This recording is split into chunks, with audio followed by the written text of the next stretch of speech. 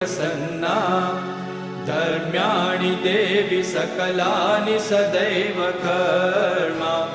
व्यक्त्यादृतः प्रतिदिनं सुकृती करोति स्वर्गं प्रयाति च ततो भवति प्रसादा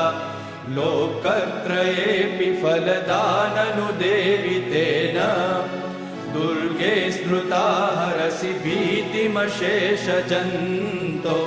स्वस्थै स्मृता मतिमतीव शुभां ददासि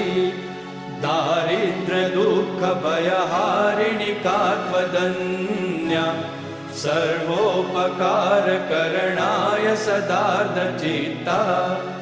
एभिर्हते जगदुपैति सुखं तथैते कुर्वन्तु नाम नरकाय चिराय पापम् संग्रामम्